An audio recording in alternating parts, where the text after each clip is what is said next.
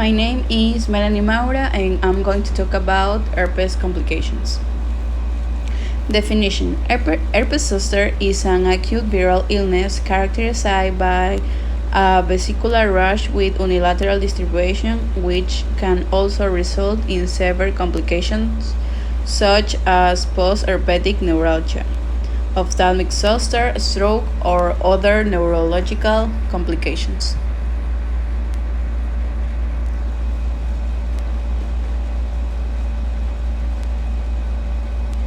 Hello everyone, welcome to Scaria.com. This is Dr. Aisha Mazhar and today we are going to study about herpes simplex virus. In this lecture, we are going to cover the causes of herpes simplex virus and different types of herpes viruses. We will study the pathogenesis of this virus and it's linked with human immunodeficiency virus as well, and its and its transmission in the central nervous system and peripheral nervous system, and the severity of this infection in neonates. And we are going to cover what is going to happen when during pregnancy mother get infected by herpes simplex virus. What happens to the baby? So we will cover all this in this lecture, along with the diagnosis and last but not the least, the treatment.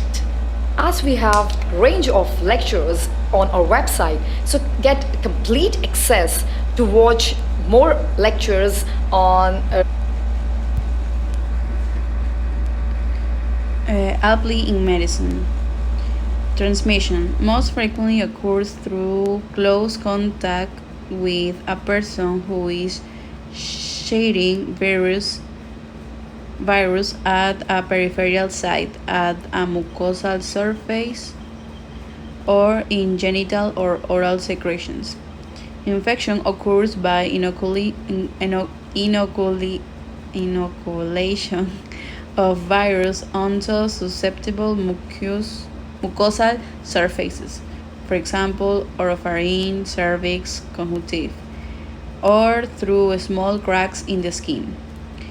HSV is rarely inactivated at room temperature and by dry aerosol and vomit spread are unusual means of transmission. Pathophysiology: exposure to HSV at mucosal surface or abrade skin sites permits entry of the virus and initiation of its replication in cells of the epidermis and dermis. Initial HSV infection is often subclinical, without apparent lesions. In animal models and human subjects, both clinical accusations and subclinical accusations are associated with sufficient viral replication to permit infection of either sensory or autonomic nerve ending. After traversing the neuroperipheral gap and entering the neuronal cell, the virus, or more likely the nucleocapsid, is transported intra-axonally to the nerve cell body in ganglia. For HSV1 infection, trigeminal ganglia are most commonly infected, all through extension to the inferior and superior cervical ganglia. With genital infection, sacral nerve root ganglia S2 to S5 are most commonly affected. In humans, the interval from inoculation of virus to peripheral tissue to spread to the ganglia is unknown.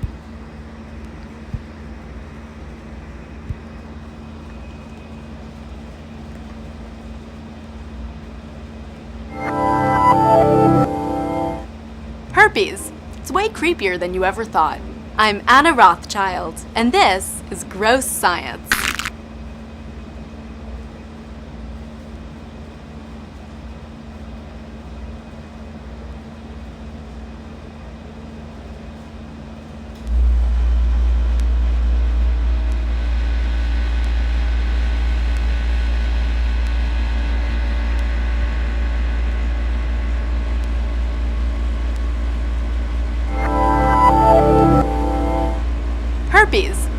creepier than you ever thought.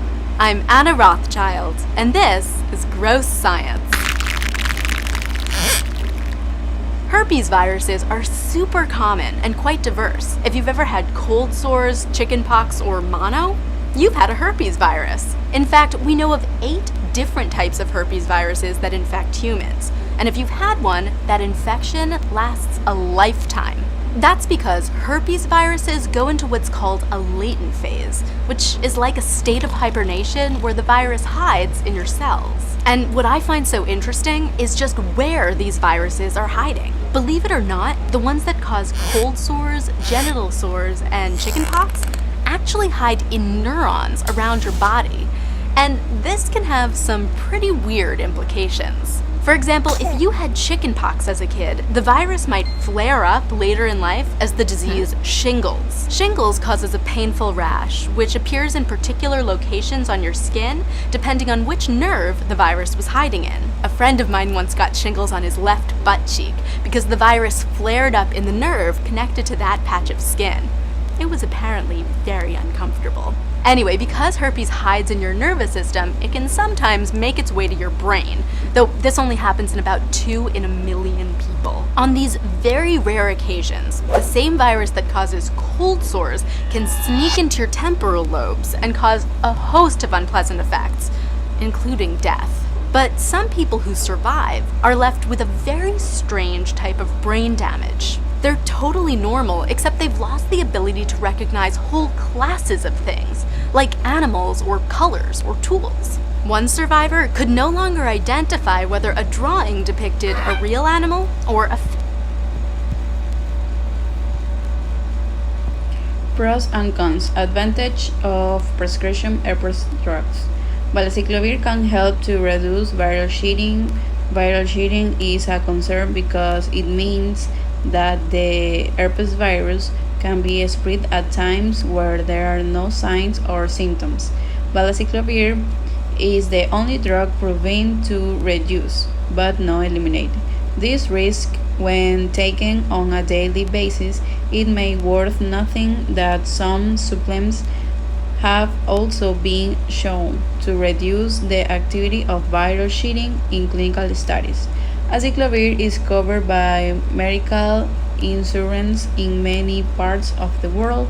This reduces the cost and can make the treatment much more economical. It is a much need reduction. The market prices for these 3 drugs are astronomical, particularly if you need to take them daily or on a regular basis. These are the only FDA-approved medications for genital herpes. Comprehensive and large-scale clinical studies must be established before a treatment can be approved by the FDA for use on genital herpes. Trials have been conducted for these treatments, proving their safety, tolerability, and efficacy. Cons. There is a long list of possible side effects, including mild adverse reactions such as diarrhea, nausea, and headaches, but also much more serious possible side effects such as kidney damage, hair loss, and depression. Not everyone is affected in the same way. The milder side effects are quite common, but generally most people experience very little to no side effect. These drugs can be very expensive, anywhere from $30 to $350. These drugs only work while you are taking them. These drugs are not effective when taken 72 hours after symptoms begin. Apply in Ecuador. More massive than the flu or chickenpox virus, so is the herpes simplex virus, the one that causes cold sores. Type 1 and genital herpes like type 2.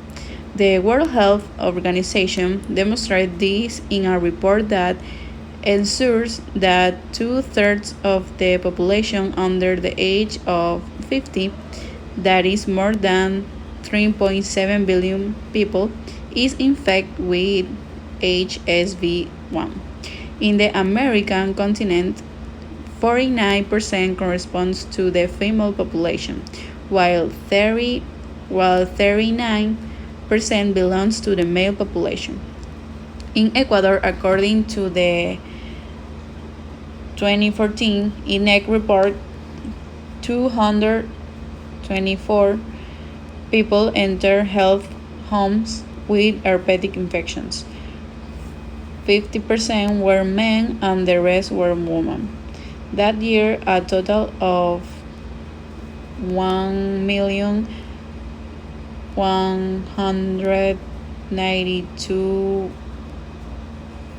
1,192,749 people enter these health centers.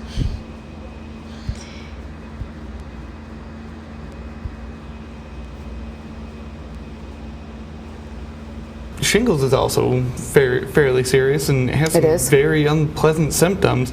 It does. What should someone look for if they think they're beginning to have signs of shingles? So oftentimes it's a pain, and it's a nerve pain, and there's kind of a pathway. You feel a pathway. Okay. There's a rash, there's blisters, but I have to say the number one symptom is pain. And it's Okay. an unusual pain, and it makes you feel, it hurts. There is no Yeah. question. You think, oh my God, I'm dying, right? But Yeah. you're not. It's the nerve pain. Okay. That's so. What would be the treatment for shingles if someone did contract it? Antiviral medication. Okay. And then the other is pain medication to help with the nerve pain because it's very, very Yeah. painful. Yes, and if you have blisters, you're very contagious. So you would geez. stay home from work. You would definitely not go around people. Yeah, just try and isolate yourself. You isolate yourself, Yeah. most Yeah, definitely. and I'm sure a lot of our viewers have unfortunately experienced nerve pain in backs, hips, shoulders, and everyone knows it's pretty unpleasant. It is. And the thing about shingles is it feels like you're on fire. Oh, It feels like geez. it's on fire. Yeah. And your clothes hurt, a strong wind hurt. Conclusion: herpes zoster optic neuropathy is an unusual but distinctive complication of HCO. Visual recovery after HCO is variable. Identification of an optimal treatment regimen for HCO could not be identified from our patient cohort. Systemic antiviral agents are a component of HCO treatment regimens. Efficacy of systemic corticoids for HCO remains unclear and should be considered on a case-by-case basis. Thank you.